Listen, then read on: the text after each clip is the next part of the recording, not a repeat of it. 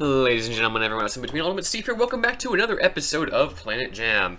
And I did that intro in absolutely one take because the one time where I took like 57 bajillion times humiliated me so much that I don't know, I guess I'll just never fail it again. I've practiced, I got all the practice done, and it's going to be absolutely fine. So today, what we're going to do is we're going to, so the Europtos system with its asteroid, we've got a ship stranded on the surface, which has, who's inside this again? It's been a while. Dan Man Kerman on the surface of Europtos, and we have a new ship here, which it's gonna pick Dan Man up, and then she's gonna complete her mission from this ship. Now, I just forewarning, these next 2 weeks are going to be like awful for me because I have 3 exams. I'm starting to work even more. I'm starting to work more than I have in the past. And there's also a project, like a really, really cool project that we're working on for an engineering club. That's the deadline. Well, yeah, okay. It would be really, really good if we have everything done by October 31st. So I have like an absolutely packed, like, you know, schedule, whatnot, and so these are not going to be near daily episodes anymore, is what I'm saying. I'll try and get like 1 or 2 or 3 episodes done today so that I can post them every now and then. But I actually recorded myself doing a bunch of Sporkle quizzes, and I guess I might post those, depending on if they're entertaining enough, so that might just fill the gaps or whatnot. So, because like yeah, I'm gonna be busy, and I'm here because procrastination. All right. Anyway, so this is gonna be time lapse. Let's go. Can we actually go backwards from here? Retrograde. We can go. Yeah, we can launch left from here.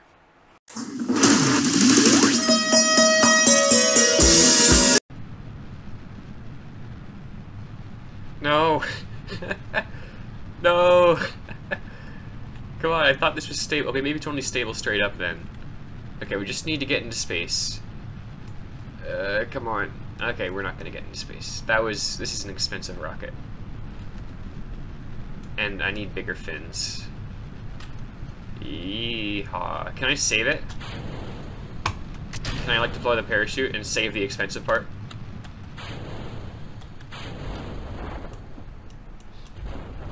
I'm not entirely sure how much of this is gonna explode. Oh, that's cool. Okay, so is this going to survive impact? Wow, I slowed down to acceptable impact velocity, so not close to the surface. Okay, if I can do it, I'm going to try and get the impact on one ion engine only, so only one of them explodes. Okay, both of them exploded, but most of the craft is intact. So I'm going to reset, I'm going to add more fins, and let's see how much we recovered from that. 59,272 funds recovered from parts. Now, how much does the ship cost? Valor 6. So the ship costs 85. Oh yeah, that's pretty good then. We got like roughly 2/3 of the ship's cost back, 3/4, something like that.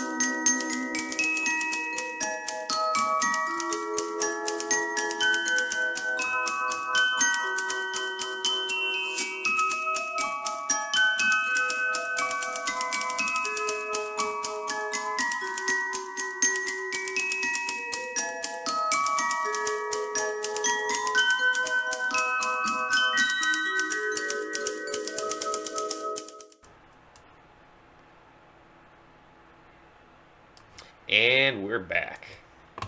So, the big thing is I overshot by a significant distance. The other big thing is that I have 4 kilometers per second of propellant remaining, which is plenty. It's just that I won't be able to, like, go super fast back home like I did on the way here. So, Pioneer 3A, we're going to target that. However, I really don't want to do a night side landing. So what I'm going to do is I'm going to get into a medium polar orbit, I do believe. And then proceed to just wait.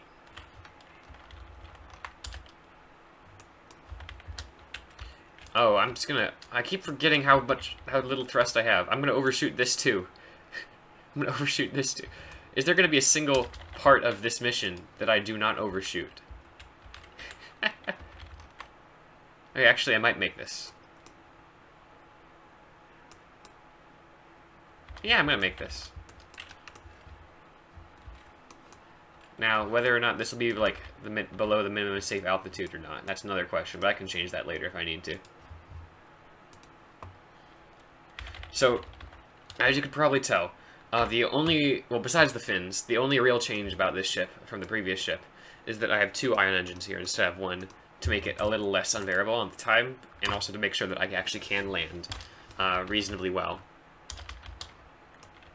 Yeah, because we also how that went last time, and we don't have a Kerbal to get out and push, or at least try to get out and push like we did last time.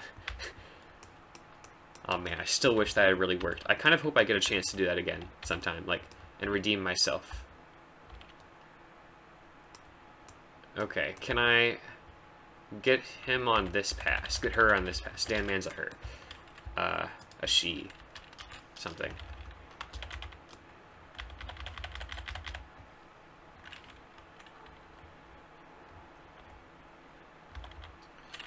Alright, I'm gonna switch back to normal physics warp. So I don't accidentally switch to like times 60 or something like that.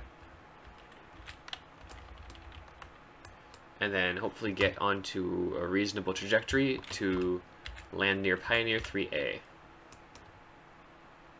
So hopefully this works. And that's a suitable location. And now we just wait and step on the brakes early. Don't wait until like 5 kilometers to slow down. Like, if anything, we want to slow down as far early. I don't care if it takes extra time. I just want to land safely. In that spirit, let's start burning now. Especially because we are kind of off track. Okay. Did we start burning too late again? We did, didn't we? May I ask why we aren't decelerating? Is the gravity here really that strong? Okay, I'm gonna abort back to orbit. Because, like, come on, the gravity shouldn't be this strong. Yeah, I'm aborting back to orbit. Because, like, I am just barely hovering at 1 thrust-weight ratio here. Like, I am not sure what's happening, why that went wrong. Like, what's going on here? This has full thrust, right? Why is the thrust changing? Heat production 108 watts. Why is the thrust... Oh, is it related to how much solar panels are facing the sun? That would explain a lot. So maybe we don't actually have more thrust than the old version. Maybe it's just Interstellar is automatically throttling my ion engine to take maximum advantage of the energy we have. Because these have like 2 kilonewtons of thrust normally, so I have been running on a solar power deficit this entire time. That's fantastic! So I don't know if I will be able to land then. Okay, new plan. I'm gonna land anywhere. Okay, so let me test my theory. If I shut off this engine now jumps up to making half a kilonewton of thrust. So this second engine didn't do anything for us. We probably couldn't even make full thrust on the last one. Okay, I'll get 2 for symmetrical, but like... I thought we had enough solar power. Like, I was like, oh, the ion engine's producing the ion engine's producing thrust and my electric charge is not going down. I don't have to throttle. No, that's because the game's automatically doing throttling for me. And that star is actually way weaker than it looks. Ah! Okay, so now we know to not do ion-powered exploration ships again, unless we're going like really close to the sun. I mean, it'll still work, but like if we have to land somewhere, yeah. I'm a bit salty about that. Like, I'm fine with it auto-throttling if it tells me it's auto-throttling directly. Like, is there anything that could indicate that? Waste heat management display. Demand, rank, supply, max. Okay. Net power, utilization, power demand.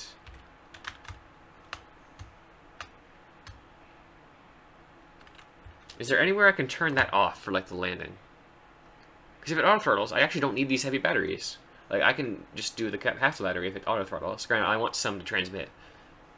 But man, megajoules management display, waste heat management display.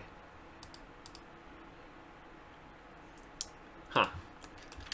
Alright, well, now we know. I wish I had known that earlier, but now we know. And I do think I will be able to manage landing this with this current thrust level. But man, so this second ion engine is doing nothing but hurting us. It's just making us lower thrust to weight ratio because there's more weight. Oh, that's too much. Why am I speeding up? Oh, is it because my solar panels are blocked? I wish it would tell me what my current setting is without me right-clicking on the engine.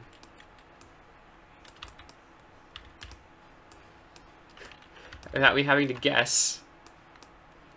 Is there a way to turn that off? Power share 50%, maximum power request. Current power request, propellant efficiency. Heat production, next propellant, previous propellants. I don't think there is anything here that tells me, like that means I can turn it off. Okay. New plan. Let's land right here and then just EVA over. And no wonder we were having such a hard time landing. I thought it felt really sluggish, and it turns out it was really sluggish. In fact, if I probably had the solar panels pointed in the right direction on the old one, I might have landed it. See, and now we are accelerating because the solar panels are blocked. So it's automatically throttling the ion engines. I wish it would tell me it does that. So now I have to land slanted, like the sun's right overhead. So I have to do some trickery here. So like there should at least be a button to do emergency power if we were able to crash. Like there shouldn't, like we shouldn't have to rely on there's power in the batteries that we can use. Is there any button for that I am not seeing?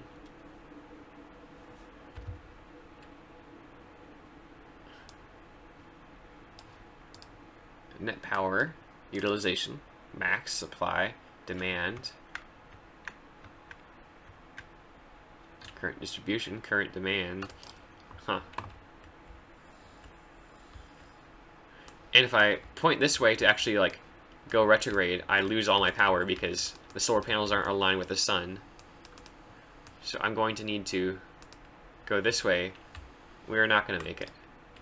Well, we're only going 4 meters per second, so we will, there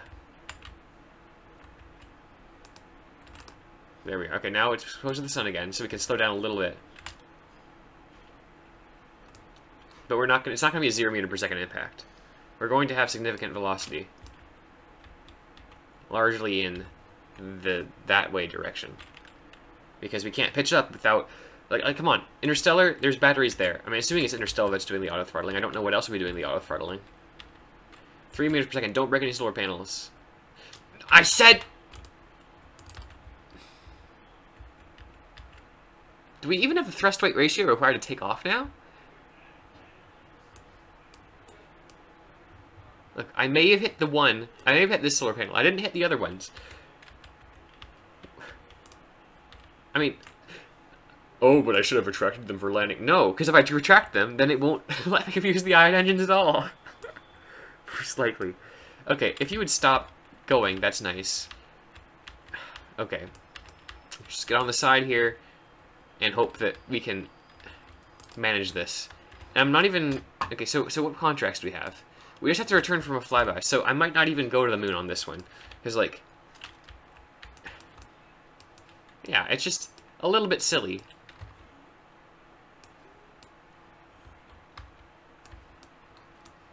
Okay, anyway, now that we're not moving... Dan Man... Dan Man? I said Dan Man! Dan...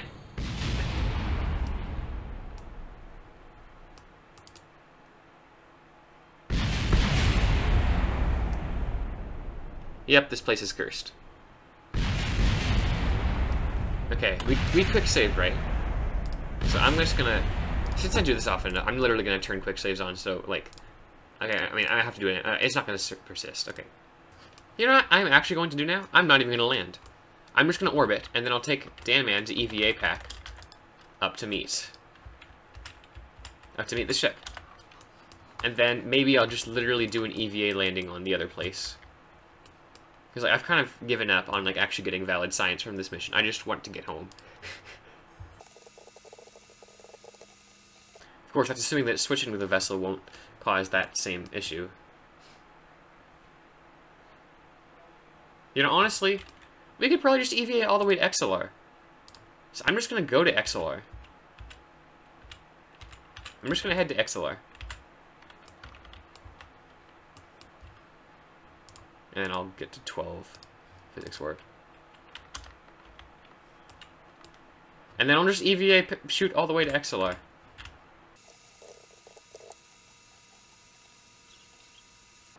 And then maybe I'll do a little bit of a landing just to grab the science experiments. But no, I'm not biome hopping here. This place is just cursed.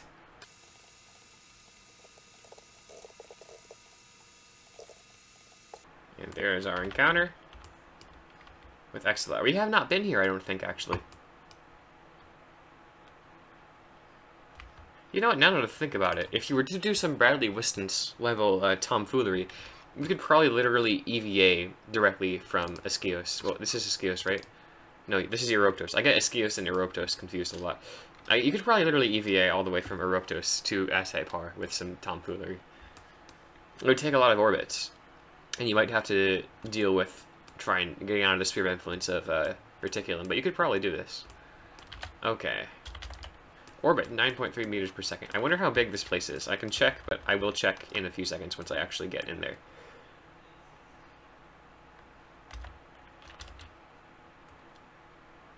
Orbit at 5 meters per second. And then I'll get lower down before I go completely retrograde. I can keep all the data, collect all the data. Okay. And then we can circularize. And that should be sufficient to keep me safe. Now I'm going to do a big quick save here. And I'm going to hopefully switch to Pioneer 3A, and it won't explode. There! It worked this time. So we can EVA. We can take data 3, and we can take data 13. And good riddance, because we're probably never coming back here. And so we got to set XLR as our target. And we can probably literally just burn straight for it.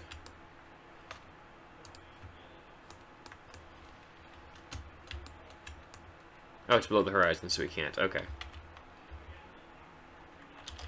Oh, that's gonna freak us out if we physics warp.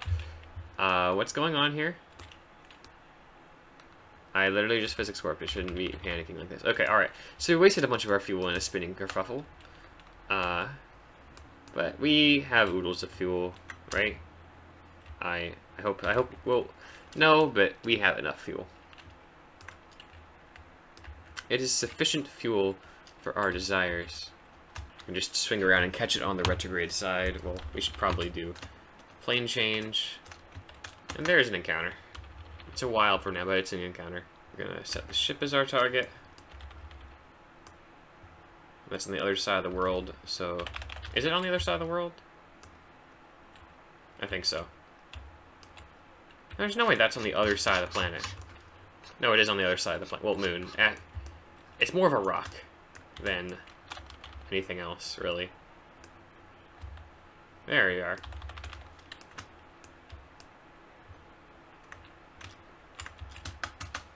Then we can just warp a little bit until we get there.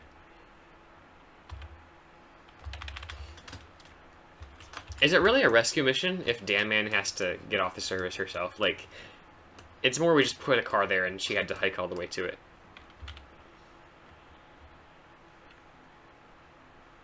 Like, the rescue ship didn't come and pick her up. She just was like, oh, hey, a ship.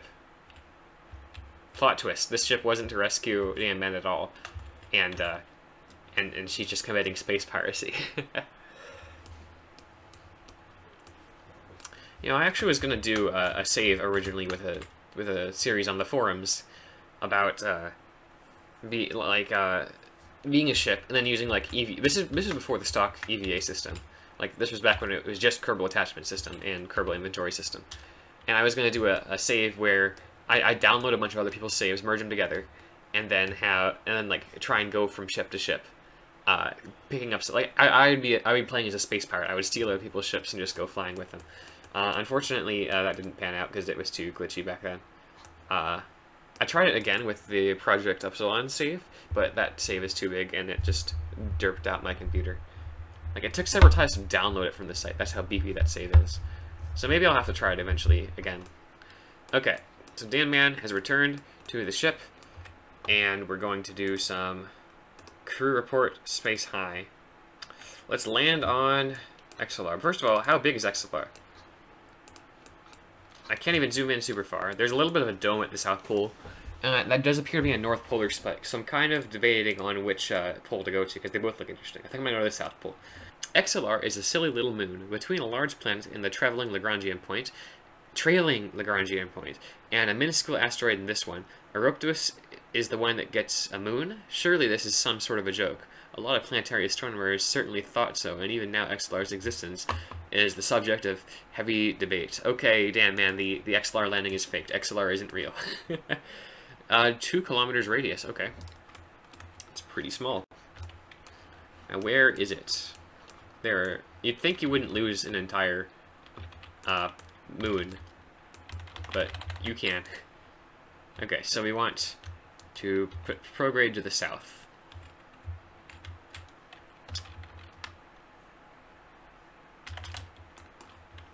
And we are probably actually on an escape trajectory now. Yep, that's how small this place is. You can jump. Okay, there's been the meme saying that, oh, you can jump to escape velocity on Gilly for a long time, but I don't think I've ever actually encountered a modded body that's actually small enough to literally jump to escape velocity on. So, come on, modders. You know what we want. We want something even smaller. Give us a jump or give us death. I should learn how to do Copernicus so I can do this sort of stuff. Where there is the the moon, rock. There's the place. It's a thing. In a time. Biome conjoined companion. Is that what the South Pole is called? This little bump on the South Pole. Is that the polar pit or am I? Where's? Yeah, that looks like a polar pit.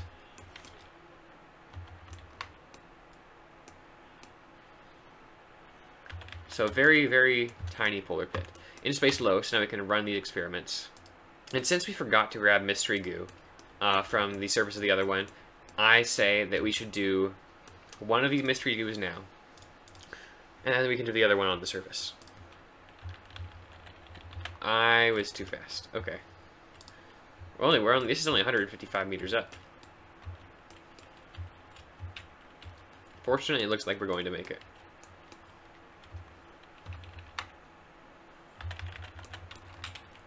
We may hit the surface. Oh no, the thing is, the last time we hit the surface at 3 meters per second, we like lost all the solar cells.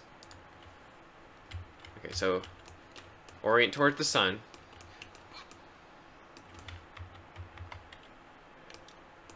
And then let's not land in the pit. Let's land towards the side of the pit.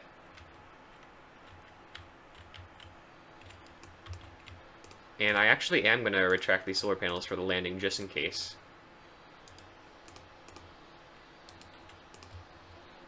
All but one. And that's not going to give us much thrust at all. My hope is that maybe I can trick Interstellar into giving me full thrust if I retract all the solar... Nope. It literally throttles the engines based on available power generation, not capacity. So if we go into shadow at all, we cannot burn our engines. which is a very terrifying thought. I don't know. I have no clue why exactly they would program engines to work that way. Because that's awful. Like, that's going to make me not use ion engines ever again in this save. How do you turn that off? Because there's got to be a way, right? Look, they had to have foreseen this. Granted, I mean, I guess this is more for later game stuff where you have, like, nuclear stuff, so I guess I can see why they do it, but, like, come on. You can't have not foreseen someone wanting to use ion engines and this not causing a problem. This causing a problem. Oh, that's a lot closer to the surface than I thought I was. So I need to be really gentle. And there's a landing. Not a good one yet, but we're getting there.